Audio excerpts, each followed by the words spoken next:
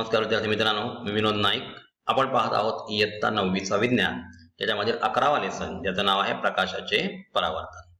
विद्यार्थी मित्रांनो, याच्यापूर्वी 3 सेशन झालेले आहेत, ज्याच्यामध्ये आपण आरशाविषयी बेसिक कन्सेप्ट बघत आलेलो आहोत.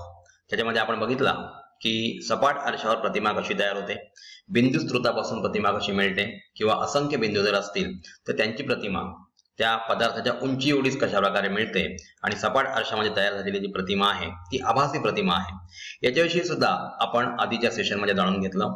त्याचप्रमाणे तिसऱ्या सेशन मध्ये आपण पाहिलं की आपण जर आरशे वेगवेगळ्या अँगल्स मध्ये ठेवले, म्हणजे उदाहरणार्थ 90 डिग्रीचा अँगल केला, किंवा 120 डिग्रीचा अँगल केला, 60 डिग्रीचा अँगल आहे, किंवा 45 डिग्रीचा अँगल आहे, तर अशा प्रकारे हे आरशे ठेवले असता त्यांच्या प्रतिमा किती प्रतिमा मिळू शकतात, त्याच्यासाठी एक फॉर्म्युला आहे. तो म्हणजे 360 भागिले a - 1, म्हणजे a म्हणजे काय, तर झालेला अँगल, म्हणजे 90 डिग्रीचा असेल, 60 डिग्रीचा असेल, किंवा 45 डिग्री किंवा 30 डिग्रीचा असेल, तर त्याच्यानुसार आपण त्यांची प्रतिमांची संख्या काढलेली आहे. त्याचप्रमाणे विद्यार्थी मित्रांनो, आपण पाहिलं की सपाट आरशामध्ये आपली पूर्ण प्रतिमा मिळण्यासाठी आरसा कमीत कमी अर्ध्या उंचीचा, म्हणजे आपली जी उंची आहे त्याच्या अर्ध्या उंचीचा असावा लागतो.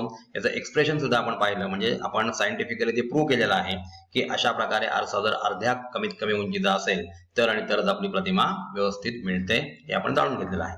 विद्यार्थी मित्रांनो, आता याच्या पुढला जो सेशन आहे, म्हणजे हा जो सेशन चालू आहे, त्याच्यामध्ये आपण गोलीय आरशांविषयी म्हणजे स्पेरिकल मिरर विषयी जाणून घेणार आहोत. त्यांच्या काही टर्म्स आहेत, जसं की प्रिन्सिपल ऍक्सिस, मुख्य अक्ष, वक्रता मध्य, रेडियस किंवा पोल म्हणजे ध्रुव, नाभी अंतर किंवा फोकस, यांच्याविषयी आपण या सेशन मध्ये जाणून घेणार आहोत. चला तर मग पाहूया प्रकाशाचे परावर्तन याच्यामधील सेशन 4. इथे पहा विद्यार्थी मित्रांनो, मी तुम्हाला सांगितलं त्याप्रमाणे यात्रेमध्ये आपल्याला हास्य गॅलरी म्हणजे लाफिंग गॅलरी बघायला मिळते, ज्याच्यामध्ये वेगळ्या प्रकारचे स्पेरिकल मिरर्स ठेवलेले असतात, ज्यामध्ये कुठल्या तरी मिररमध्ये आपलं तोंड खूप मोठं दिसतं, आणि आपलं जे धड आहे म्हणजे जे शरीर आहे ते खूप छोटं दिसतं, किंवा शरीर खूप मोठं दिसतं आणि आपलं तोंड खूप लहान दिसतं. तर अशा प्रकारे वेगवेगळ्या प्रकारचे मिरर्स आपण बघतो, आणि त्याच्यामध्ये आपल्याला हसायला येतं, आणि म्हणून त्याला लाफिंग गॅलरी असं म्हटलं जातं, किंवा हास्य दालन असं म्हटलं जातं. तर ह्याच्यामध्ये स्पेरिकल मिररचा सर्रास वापर केला जातो. या स्पेरिकल मिरर विषयी त्यांची निर्मिती कशी केली जाते, किंवा त्याच्याशी रिलेटेड काही टर्म्स आहेत त्या कोणत्या आहेत, त्याच्याविषयी आपण आता जाणून घेणार आहोत. पहा, जत्रेतील हास्य दालन जे तुम्हाला मी आधी सांगितलं, त्यामध्ये मांडलेले आरसे तुम्ही पाहिले असतीलच. या आरशांवर तुम्हाला वेडेवाकडे चेहरे दिसतात. असे का होतंय? हे आरसे घरोघरी असणाऱ्या आरशांसारखे सपाट नसून वक्र असतात. जर आपल्या घरी आपण जर असे आरसे वापरले तर आपल्याला काही सेन्सरता येणार नाही, किंवा एक्झॅक्ट आपली इमेज आपल्याला दिसणार नाही. कारण हे जे हास्यदालनामध्ये जे आरसे असतात, लाफिंग गॅलरीमध्ये जे आरसे असतात, ते कसे असतात? ते स्पेरिकल मिरर आहेत. गोलीय आरशांमुळे तयार होणाऱ्या प्रतिमांचे स्वरूप सपाट आरशांमुळे तयार होणाऱ्या स्वरूपापेक्षा वेगळे असते. विद्यार्थी मित्रांनो, हे प्रतिमांचे जे स्वरूप आहे ते वेगळे का असते, कशा प्रकारे असते, म्हणजे अंतर्गोल आरसा वापरून किंवा बहिर्गोल आरसा वापरून कशा प्रकारे इमेजेस तयार होतात, कॉन्व्हर्जन्स, अभिसरण किंवा अपसरण म्हणजे काय प्रकाशाचं, याच्याविषयी आपण हळूहळू बघणार आहोत. आता त्यामुळे नेहमीच आरशात दिसणाऱ्या प्रतिमा या आरशात दिसत नाहीत. म्हणजे आपण नेहमी ज्या आरशात जसं सपाट आरशात बघतो त्याप्रमाणे ह्या प्रतिमा दिसत नाहीत. मोटार चालकास पाठीमागून येणारी वाहने दिसण्यासाठी लावलेला आरसा सपाट नसून गोलीय असतो.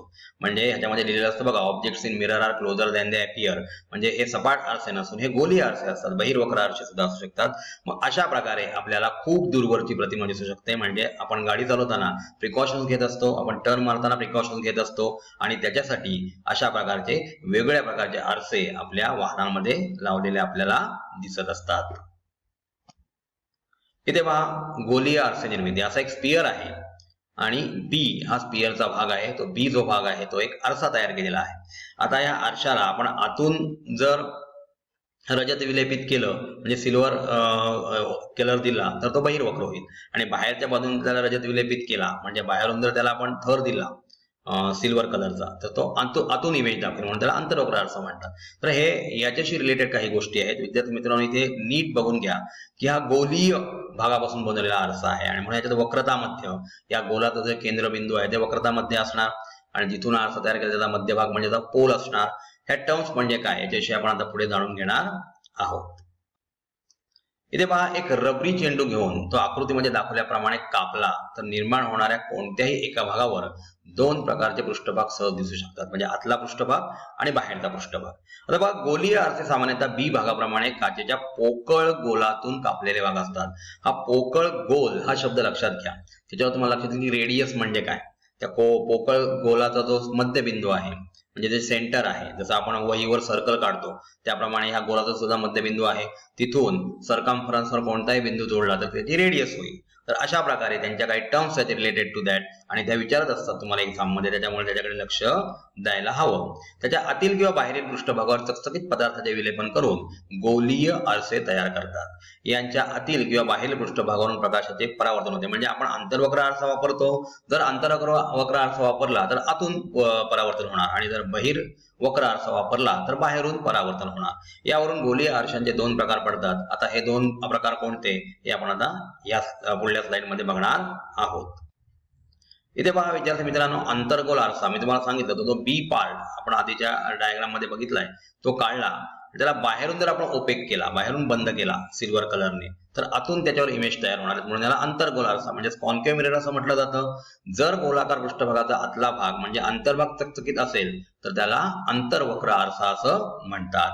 इथे आतल्या पृष्ठभागावरून प्रकाशाचे परावर्तन होत असते, म्हणजे आतमधून रिफ्लेक्शन होत असतं. त्यानंतर बहिर्गोल आरसा म्हणजे कॉन्व्हेक्स मिरर, अशा प्रकारचा आरसा जो आहे त्याला आतून रजत विलेपित केला जातो, म्हणजे सिल्वर त्याला हे लावला जातो, लेप दिला जातो, जेणेकरून बाहेरून त्याचं परावर्तन झालं पाहिजे.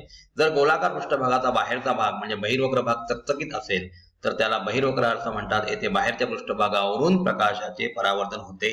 लक्षात घ्या, अंतर्वक्र आणि बहिर्वक्र आरसा कसा तयार करतात, तर दोन्हीही आरसे गोलापासून तयार केलेले असतात आणि म्हणून त्याच्याशी रिलेटेड काही टर्म्स आहेत, त्या टर्म्स आपण आता पुढल्या स्लाइड मध्ये पाहणार आहोत. इथे पहा, गोलीय आरशाशी संबंधित संज्ञा. आता ध्रुव किंवा पोल, त्याला पी या अक्षराने दाखवलं जातं. आरशाच्या पृष्ठभागाच्या मध्यबिंदूस आरशाचा ध्रुव म्हणतात. जो आरसा आपण तयार केलाय त्याचा बरोबर मध्यबिंदू जो आहे त्याला ध्रुव किंवा पोल असं म्हटलं जातं. आता आकृती आपल्याला दिसते त्याच्यामध्ये पी हा त्याचा ध्रुव आहे. त्यानंतर वक्रता केंद्र. विद्यार्थी मित्रांनो, मी तुम्हाला सांगितलं हा स्पियर पासून तयार केलेला आहे.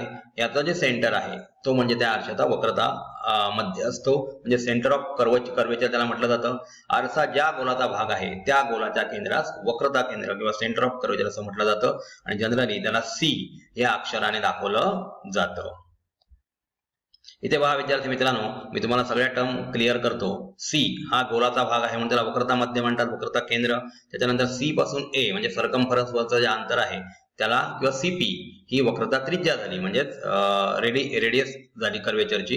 त्यानंतर पी हा त्या आरशाचा मध्यबिंदू आहे, म्हणजे जो आपल्याला ओपेक करून दाखवलेला आहे त्या आरशाचा बरोबर मध्यबिंदू जो कापून काढलेला आहे तो म्हणजे पी, म्हणजे आरशाचा ध्रुव झाला. आणि एमपी जो आपल्याला दिसतोय किंवा सीपी हा जो पार्ट जो अक्ष गेलेला आहे त्याला प्रिन्सिपल ऍक्सिस किंवा मुख्य अक्ष असं म्हटलं जातं. विद्यार्थी मित्रांनो, ह्याच्या डेफिनेशन्स तुम्हाला एक्झाम मध्ये जनरली विचारले जातात, तर त्यांची डेफिनेशन्स आपण लर्न करून ठेवली पाहिजे किंवा ते समजून घेतलं पाहिजे, जेणेकरून आरसा हा भाग आपल्याला क्लिअर होईल. इथे पहा वक्रता त्रिज्या. तुम्हाला सांगितलं त्रिज्या, आपण जर सर्कल काढतो त्याची त्रिज्या म्हणजे काय, तर सेंट्रल पार्ट म्हणजे सेंटर केंद्र आणि सरकमफरन्स वरील बिंदू यांच्यामधील अंतर म्हणजे काय झालं तर वक्रता त्रिज्या झाली. तर अशा प्रकारे रेडियस ऑफ कर्वेचर किंवा वक्रता त्रिज्या म्हणजे आरसा ज्या गोलाचा भाग असतो त्या गोलाच्या त्रिज्येला म्हणजे मध्यबिंदूपासून त्याच्या सरकमफरन्स वरचं अंतर याला वक्रता त्रिज्या असं म्हटलं जातं. ती आकृतीमध्ये आपण बघितली तर सीपी किंवा सीए यांची लांबी म्हणजेच ह्या आरशाची वक्रता त्रिज्या आहे. आता मुख्य अक्षाबद्दल तुम्हाला सांगितलं की आरशाचा ध्रुव म्हणजे पी आणि वक्रता केंद्र म्हणजे सी यातून जाणारी जी सरळ रेषा आहे त्याला आरशाचा मुख्य अक्ष म्हणतात किंवा प्रिन्सिपल ऍक्सिस असं म्हटलं जातं. आकृतीमध्ये आपण व्यवस्थित पाहिलं तर पीएम हा त्या आरशाचा मुख्य अक्ष आहे. मुख्य नाभी बघा विद्यार्थी मित्रांनो, प्रिन्सिपल फोकस. आता एफ कसा येतो बघा, अंतर्गोल आरशाच्या मुख्य अक्षाला समांतर असलेले अपाती किरण परावर्तनानंतर मुख्य अक्षावर आरशासमोर एका विशिष्ट बिंदूतून एफ मध्ये मिळतात. या बिंदूला अंतर्गोल आरशाची मुख्य नाभी म्हणतात. म्हणजे हा जो आहे तो प्रिन्सिपल फोकस आहे. जेव्हा प्रिन्सिपल ऍक्सिसला समांतर जर आपण किरण पाडली तर ती एका बिंदूतून मागे फिरतात. ते प्रिन्सिपल ऍक्सिस वरून ज्या बिंदूतून मागे फिरतात त्याला त्याची मुख्य नाभी म्हणतात, त्याला एफ या अक्षराने दर्शवतात. बहिर्गोल आरशाच्या मुख्य अक्षाला समांतर असलेले अपाती किरण परावर्तनानंतर आरशामागील मुख्य अक्षावर एका विशिष्ट बिंदूपासून आल्यासारखे भासतात. या बिंदूला बहिर्गोल आरशाची मुख्य नाभी म्हणतात. विद्यार्थी मित्रांनो लक्षात घ्या, बहिर्गोल आरशामध्ये ज्या प्रतिमा तयार होतात त्या सर्व प्रतिमा ज्या आहेत त्या आभासी प्रतिमा आहेत. त्याच्यामध्ये जे रेज आपण प्रिन्सिपल ऍक्सिसला टाकू ते आपण पुढे इमेजेस बघणार आहोत, ते डायव्हर्ज होतात, म्हणजे त्याचं अपसरण होतं. आणि जर आपण ते पुढे वाढवले तर आरशाच्या मागे एफ या ठिकाणी ते एकत्र मिळाल्यासारखे आपल्याला भासतात, आणि म्हणून बहिर्वक्र आरशाची जी नाभी आहे ती आतमध्ये एक बिंदू आहे जिथे आपण डॉट डॉट डॉट लाईन इथे रेस काढतो आणि आपल्याला त्याला आभासी प्रतिमा आहे असं समजतं. तर नाभी अंतर म्हणजे काय, फोकल लेंथ हा कॉन्सेप्ट खूप महत्वाचा आहे, कारण याच्याशी रिलेटेड आपण न्यूमेरिक सॉल्व्ह करणार आहोत. त्याच्यामध्ये नाभी अंतर जे स्मॉल एफ ने दाखवलं जातं, म्हणजेच आरशाचा ध्रुव म्हणजे पोल आणि नाभी म्हणजे प्रिन्सिपल फोकस जो आहे एफ, याच्यामधलं अंतर याला नाभी अंतर असं म्हणतात. आणि लक्षात घ्या विद्यार्थी मित्रांनो, नाभी अंतर जे आहे ते नेहमीच जी वक्रता त्रिज्या जी आहे त्याच्या नेहमी अर्धी असते. समजा वक्रता त्रिज्या 6 सेंटीमीटर असेल तर त्याच्या अर्धी म्हणजे 3 मीटरवरही 3 सेंटीमीटर त्या आरशाची फोकल लेंथ असते. कारण अशा प्रकारची स्मॉल एफ ची व्हॅल्यू आपल्याला क्वेश्चन सॉल्व्ह करताना बघायची आहे. म्हणजे नाभी अंतर वर आधारित किंवा इमेजचं डिस्टन्स, ऑब्जेक्टचं डिस्टन्स किती दिलेलं असेल तर त्याच्यापासून आपण कोणते डिस्टन्स काढू शकतो, यासाठी आपल्याला फॉर्म्युला वापरायचा आहे, आरशाचं सूत्र वापरायचं आहे. त्याच्यामध्ये अशा प्रकारचे अंतर आपल्याला वापरायचे आहेत. त्यासाठी साइन कन्व्हेन्शन म्हणजे चिन्ह संकेत सुद्धा महत्वाचा आहे. अंतर्गोल आणि बहिर्वक्र आरशांच्या नाभीतील मुख्य फरक कोणता? विद्यार्थी मित्रांनो, आपण जेव्हा अंतर्गोल आरसा आणि बहिर्गोल आरसा पूर्णपणे अभ्यासू त्यावेळेला तुम्हाला त्यांच्या नाभीतील मुख्य फरक समजून येईल, आणि त्याच्या वेळेला जरासं डोकं चालून आपल्याला हा मुख्य फरक शोधून काढायचा आहे. तर विद्यार्थी मित्रांनो, आपण स्पेशली या सेशन मध्ये काय शिकलो तर गोलीय आरसे कसे तयार केले जातात, अंतर्गोल आरसा म्हणजे काय किंवा बहिर्गोल आरसा म्हणजे काय, त्याचप्रमाणे गोलीय आरसा तयार झाल्यानंतर त्याच्याशी संबंधित काही आपण टर्म बघितल्या, जसं की आपल्याला माहित आहे आपण वक्रता त्रिज्या, नाभी, फोकल लेंथ म्हणजेच नाभी अंतर म्हणजे काय, पोल म्हणजे काय, याच्याविषयी या सेशन मध्ये जाणून घेतलं. असं विद्यार्थी मित्रांनो, याच्या पुढील येणाऱ्या सेशन मध्ये याच्यामध्ये प्रतिमा कशा तयार होतात त्यांच्याविषयी सुद्धा जाणून घेणार आहोत. त्या इन्व्हर्टेड इमेजच्या अंतर्वक्र आरशापासून मिळतात, बहिर्वक्र आरशापासून मिळणाऱ्या सर्व प्रतिमा ज्या असतात त्या आभासी असतात, त्या कशा असतात त्याच्याविषयी आपण येणाऱ्या सेशन मध्ये जाणून घेणार आहोत. धन्यवाद.